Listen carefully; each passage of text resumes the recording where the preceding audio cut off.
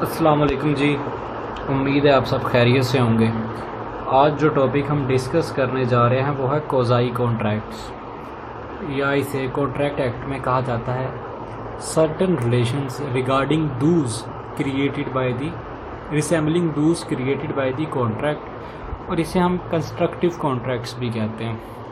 اب ان کانٹریکٹس میں ہوتا یہ ہے کہ عموماً ان کانٹریکٹس میں عام کانٹریکٹ کی طرح کوئی ایک ایلیمنٹ جو ہے وہ نہیں ہوتا۔ مثلاً سم ٹائمز اس میں پارٹی کمپیٹنٹ نہیں ہوتی، سم ٹائمز اس میں ایجاب و قبول نہیں ہوتا، آفر ایکسیپٹنس نہیں ہوتی، سم ٹائمز اس میں جو ہے وہ کنسیڈریشن نہیں ہوتی۔ بٹ ہوتا ایسے ہے کہ کورٹ ڈسپائٹ دا فیکٹ کہ اس میں ایک کانٹریکٹس کے ایلیمنٹس پورے نہیں ہو رہے، پھر بھی ایک پارٹی کو کمپیل کرتی ہے ایک ایکٹ کرنے کے لیے، یا اسے جو ہے وہ ایک قسم کی اس کے اوپر لیگل اوبلیگیشن کو ایڈ کر دیتی ہے۔ اس کی ڈیفینیشن کو اگر دیکھا جائے تو آپ دیکھیں گے کہ اس میں لکھا ہوا ہے کہ کوزائی contract is an obligation imposed by law. یہ ایک ایسی اوبلیگیشن ہے جو امپوزڈ بائی لا ہے۔ کب؟ ان دی ایبسنس آف ایگریمنٹ کی ایبسنس میں بٹوین دا پارٹیز۔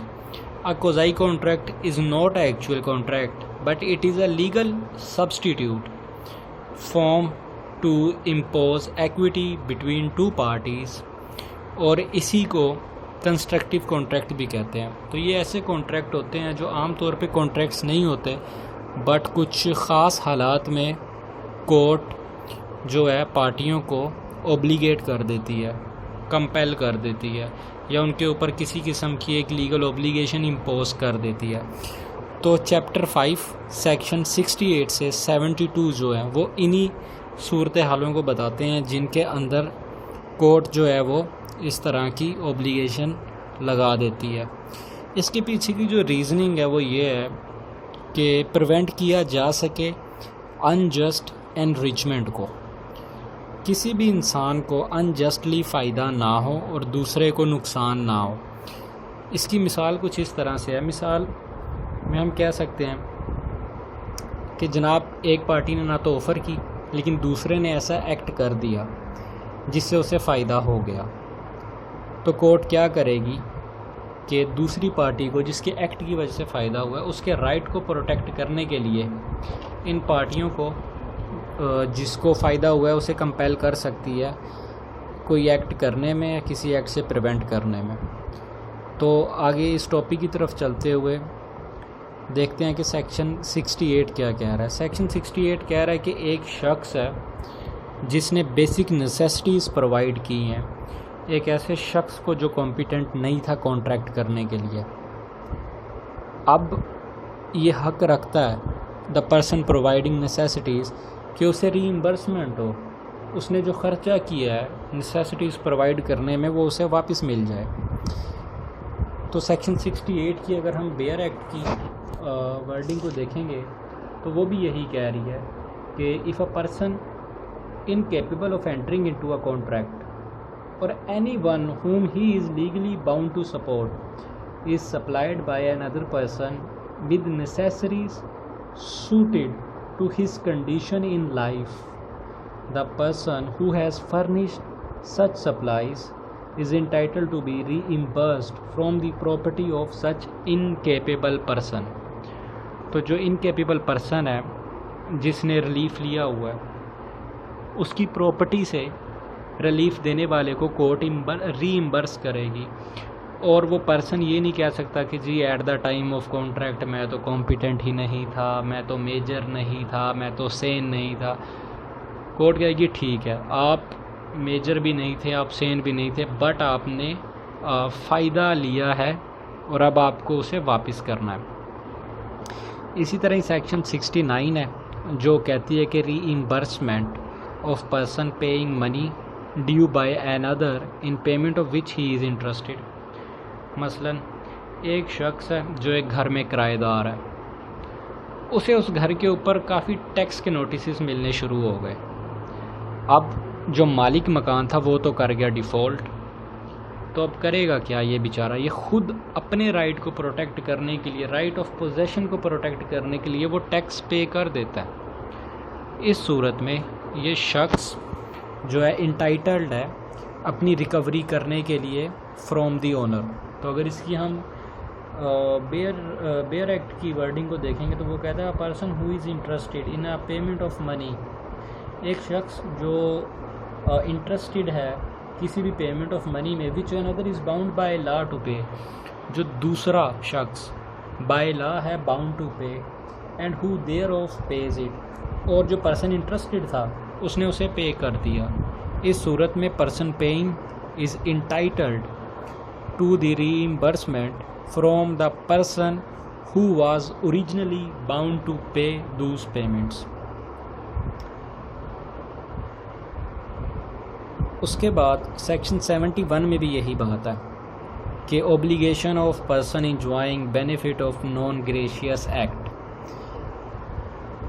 ایک انسان ہے اے، اس نے غلطی سے ایک ایسا ایکٹ کر دیا جس سے بی کو فائدہ ہو گیا۔ یہ ایکٹ نان گریشیس تھا۔ نان گریشیس سے مطلب کہ اس کے لیے کسی قسم کی کنسیڈریشن چاہیے تھی۔ خیر، اے نے جب وہ سامان ڈیلیور کر دیا یا وہ ایکٹ کر دیا، بی نے اس ایکٹ سے فائدہ اٹھایا۔ اب اے انٹائٹلڈ ہے بی سے ریکوری کرنے کے لیے اس پورشن تک جس پورشن تک بی نے فائدہ اٹھایا۔ Section 71 responsibility of finder of goods. اب ایک شخص ہے، اسے کوئی گوڈز مل گئی، اس نے اسے کسٹڈی میں لے لیا۔ اب اس کی رسپانسبلٹیز وہی ہیں جو ایک بیلی کی ہوں گی انڈر سیکشن 151۔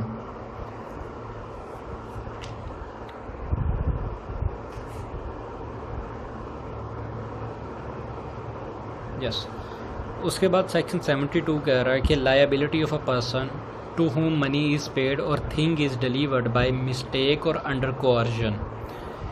تو کہا گیا ہے کہ وہ شخص اس پراپرٹی کو جو اس نے ریسیو کی ہے مسٹیک سے، انڈر کوارژن یا کسی اور طریقے سے جو کہ انجسٹ طریقہ تھا، تو وہ جس شخص کی پراپرٹی ہے اسے وہ واپس کر دے۔ تو اگر اس ٹاپک کو ہم سم اپ کریں تو اس کا خلاصہ یہی نکلتا ہے کہ کچھ حالات ایسے ہیں جن میں ویزیبل کانٹریکٹ کا ہونا یا کانٹریکٹ کی تمام شرائط کا پورا ہونا ضروری نہیں ہے، جیسے کہ claim for necessities supply to person incapable of contracting. اگر آپ نے کسی کو نیسیسٹیز پرووائڈ کی ہیں تو آپ لیگلی انٹائٹلڈ ہیں کہ آپ اسے واپس لیں، ایکسیپٹ ان کیس جہاں پہ آپ نے یہ گریشیسلی کیا ہو، صدقہ خیرات یا اس طرح سے آپ نے کیا ہو، فی سبیل اللہ جسے ہم کہہ سکتے ہیں۔ دوسری اس میں سچویشن دی گئی تھی کہ ایک انٹرسٹڈ پرسن نے پیمنٹ کی ہے جو کہ دوسرا شخص باؤنڈ بائی لا تھا پے کرنے کے لیے، تو اب یہ جو انٹرسٹڈ پرسن ہے اس پیمنٹ میں یہ اس اوریجنل پرسن سے ریکوری کر سکتا ہے۔ پھر تھا جی کوئی بھی ایسا شخص جو کسی نان گریشیس ایکٹ کا بینیفیشری ہے۔ اس کے بعد فائنڈر آف گوڈز۔ اب فرض کر لیں ایک شخص کو ایک بٹوا ملا فیصل آباد میں سے، وہ اسے ڈیلیور کرنے کے لیے جی اس کے مالک کے پاس جھنگ چلا گیا، تو اب راستے میں جتنے بھی اخراجات ہوئے یہ بندہ انٹائٹلڈ ہے کہ ان کی ریکوری کرے، آل دو اس کے اور اس دوسرے شخص کے درمیان کسی بھی قسم کا کانٹریکٹ نہیں تھا، نہ تو کوئی آفر ہوئی نہ کوئی ایکسیپٹنس ہوئی، بٹ سٹل اس کے ایک ایکٹ کی وجہ سے اس کو فائدہ ہو رہا ہے اور اس کو نقصان ہو رہا ہے، تو کورٹ کمپیل کرے گی اس شخص کو جس کا بٹوا تھا جھنگ والے شخص کو کہ وہ اسے ری پے کرے یا ریسٹور کرے۔ اس کے بعد تھا کہ کسی بھی شخص کو اگر کوارژن یا مسٹیک کے تھرو کوئی پراپرٹی ریسیو ہوئی ہے تو وہ اسے واپس کر دے۔ تو اسے کہا جاتا ہے سرٹن ریلیشن، مخصوص تعلقات یا وہ کریکٹرز جو مشابہت رکھتے ہیں ان کریکٹر سے جو کانٹریکٹ میں کریٹ ہوتے ہیں۔ کانٹریکٹ میں تو پرومائزر اور پرومائزی اور پارٹیز کے ہی جو ہیں وہ کریکٹر کریٹ ہوتے ہیں، تو یہاں پہ بھی وہی کریٹ ہو رہے ہیں جی۔ تو یہ آج کا ٹاپک تھا، تو بہت شکریہ۔ اگر آپ کو اس میں سے کچھ بھی سمجھ آئی ہو تو اچھی بات ہے جی۔ امید ہے آپ سب خیریت سے ہوں گے جی۔ السلام علیکم۔